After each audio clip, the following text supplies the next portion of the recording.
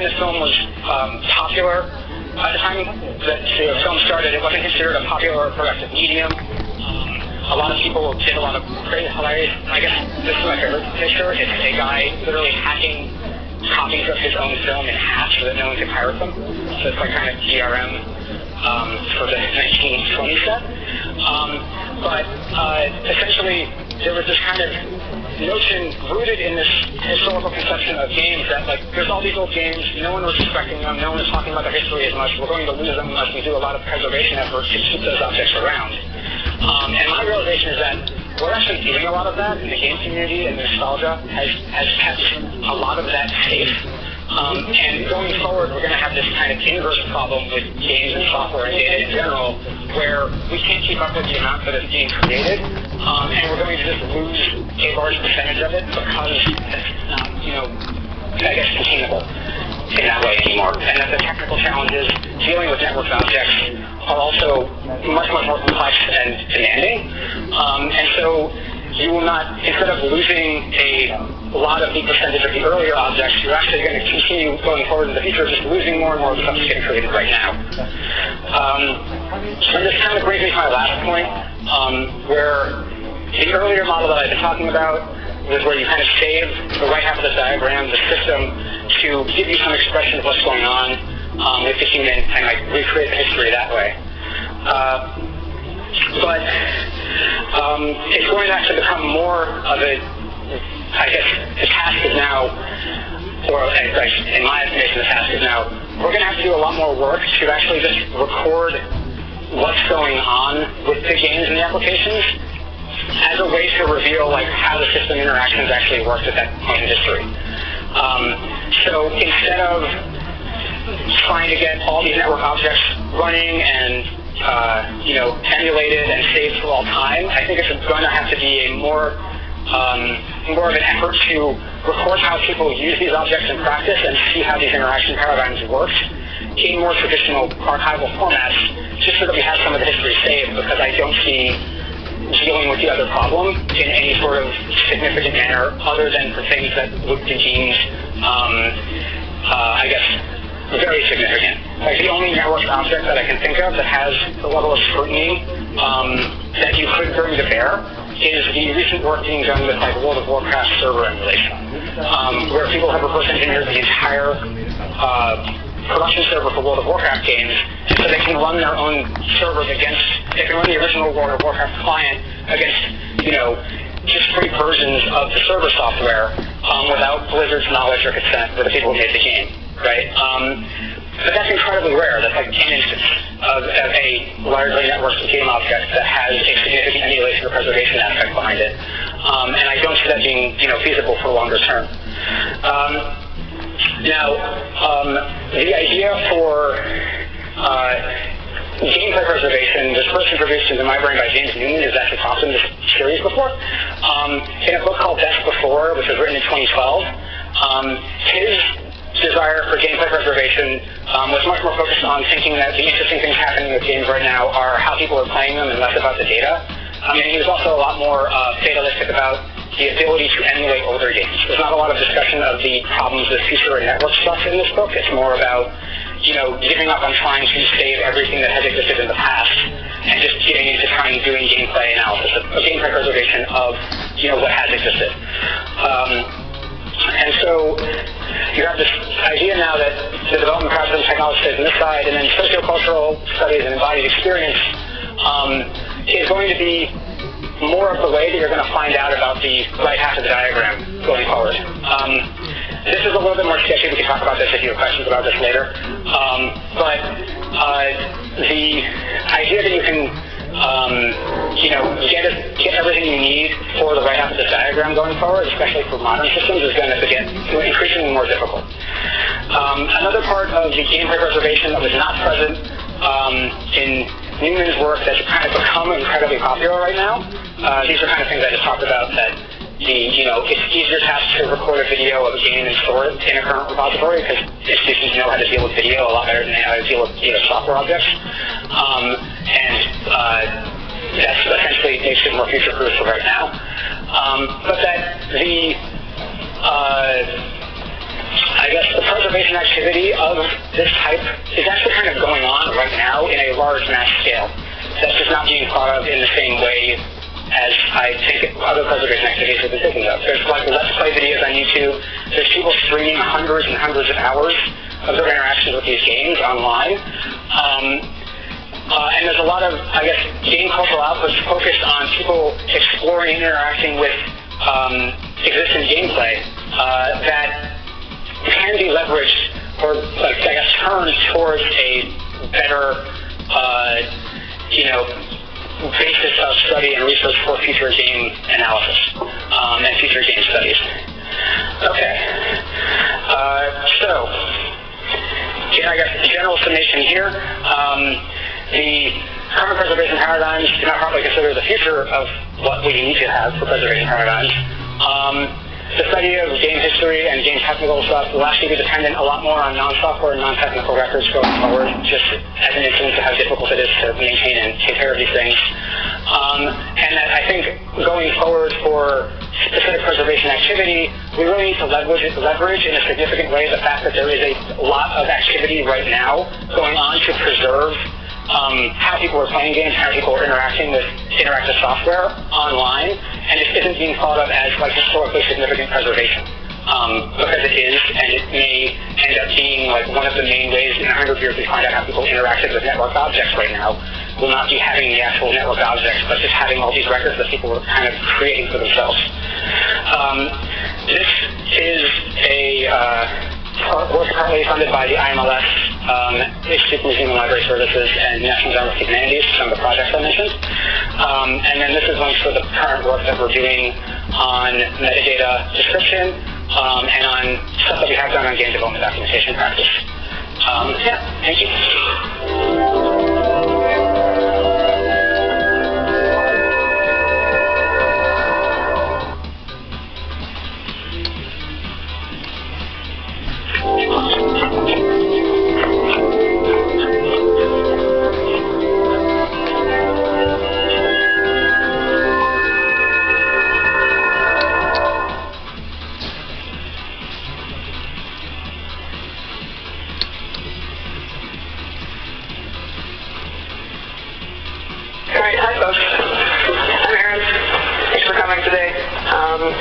While waiting for a couple more people to filter in, I'm just going to throw up the PS4 trailer for my new game, just so you know who I am and what I'm about.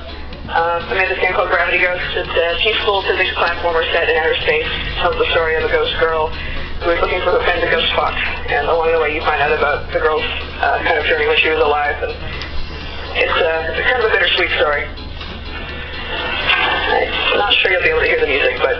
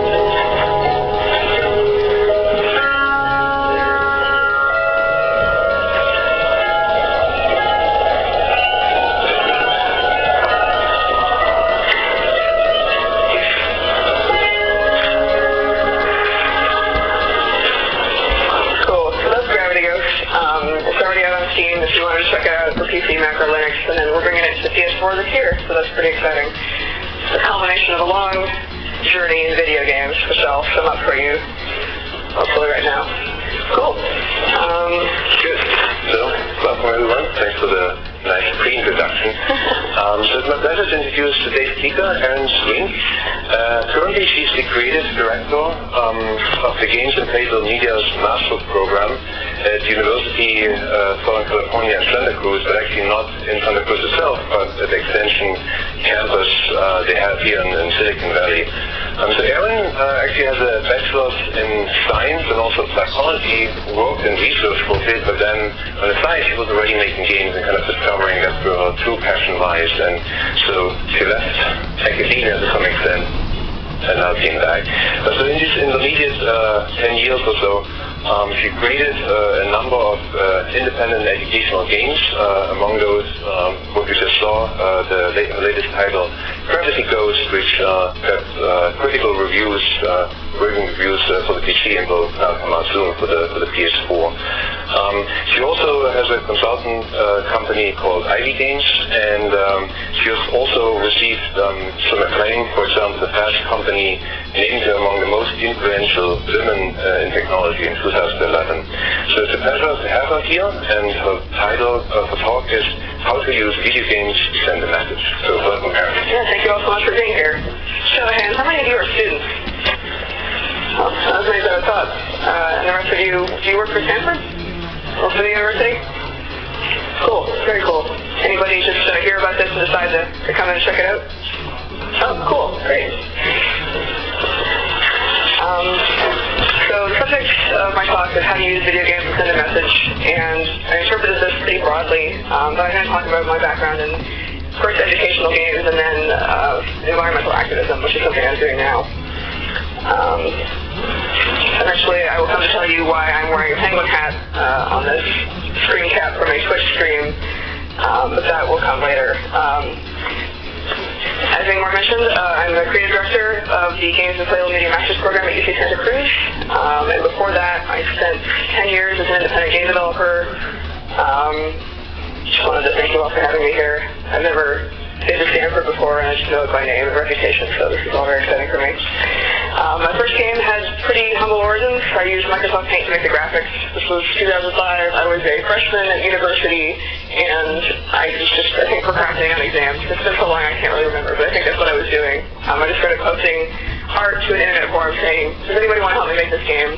I had played a similar point-and-click adventure game that part of the fan community had made, and I thought I could do that. So that's where I got my start. Shortly after, I made a game called Nanobots, which is about 6 little robots that need to work together to solve puzzles. They hate each other, is the twist there, so they need to overcome their differences to avoid being crushed by this guy. His name is Dr. Tilfun. I was in academia at the time, so maybe you can see the projection there.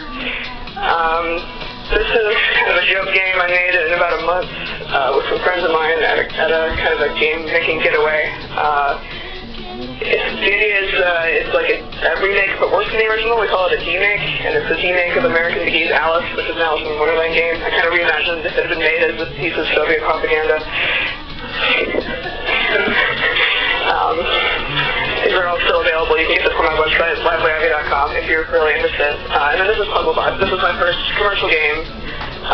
Basically, another indie developer who had become a publisher had played Nanobots and wanted to offer me a bit more money to make a nicer version of it, and I kind of rewrote the whole thing, whole new story, whole new characters, and that came out in 2010. And that's on Steam too, if you're interested. And finally, Gravity Ghost. That brings us to now, which we just saw, but there was kind of a quantum leap forward because Puzzlebots came out in 2010, and this came out in 2015, and what the heck was I doing with all that time in the middle?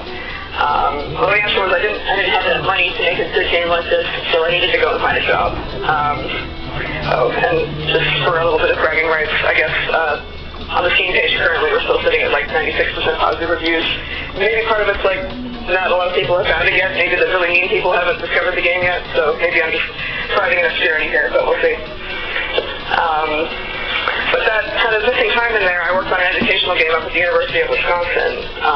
It was funded by a $2 million grant from the National Institute of Health, basically aiming to reduce implicit bias in academia.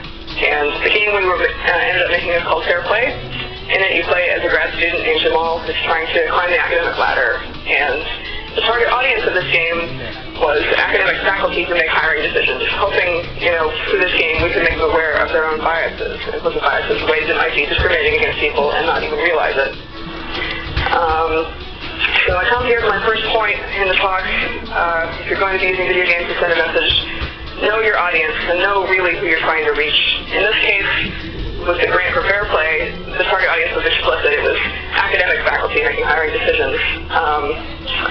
And so I kind of became an academic anthropologist. I was working in a building that had a lot of ongoing sort of biology labs, and so I asked if I could just start sitting in on their meetings just to see, what is their culture like, and, how is it different from what I expect. And so, I sat there with my notebook kind of making quiet notes about what they were wearing and how they spoke to each other. One of the things that caught me off guard was that in this biology lab, if somebody was presenting something, anybody could interrupt them and kind of question what they were doing, and that wasn't counted as, rude, at least not in the culture that I was observing there. And so I'm like, okay, wow, people are pretty direct with each other. So they call each other on their errors, and that's not seen as, so just a lot of stuff I had to absorb, including the setting and everything. And so our hypothesis with this design was you're playing as this young man who's trying to ascend the academic ladder. We're trying to paint this picture of he's just like you. He went through all the same steps you did, except he has these extra challenges he has to deal with.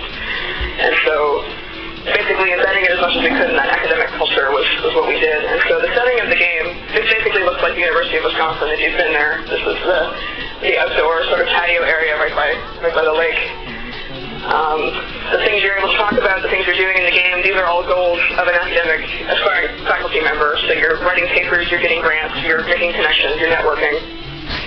The way that people talk, we had a team of content experts, which was quite intimidating because I was 24 and I was in a room full of people with PhDs all telling me, here's the way that things have to be. So that was a fun sort of exercise in learning how to navigate that power dynamic. Eventually, they had a lot of ideas for the game too. They were very excited to be working on a video game.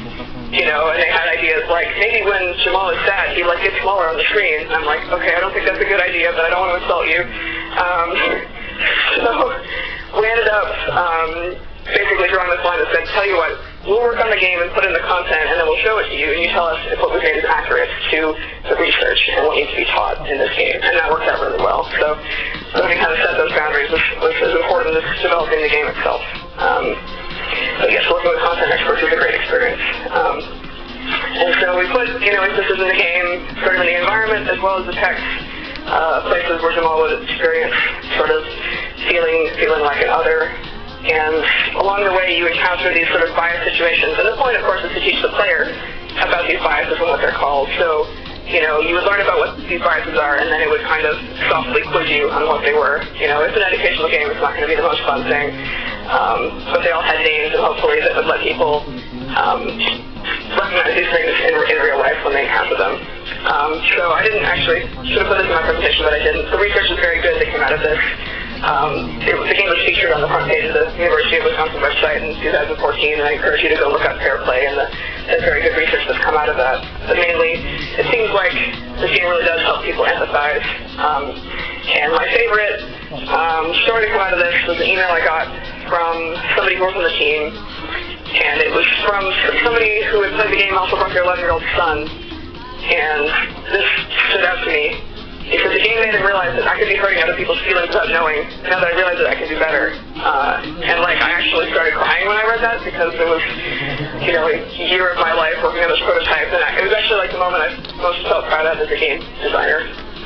So I wanted to say that, it's important to know your audience, the culture of the audience you're trying to reach, but also it might not be who you think.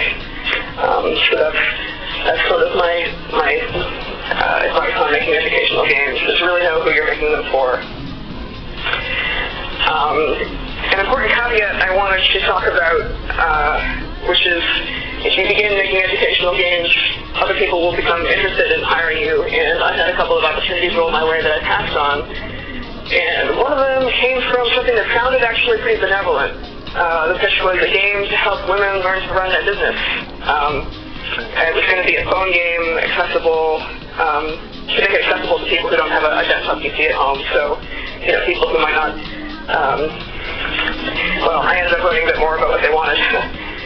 So the way it was pitched to me was there was this copper mine that had set up in a developing country, and the town had all these problems where the men were working. There was a lot of alcohol abuse, a lot of domestic violence, and the woman pushing me on this idea. I'm like, okay. She's like, so we want to make a game to reach out to their wives to kind of, help them. And I was like, the strong implication of that to me was that to kind of like keep them quiet or keep them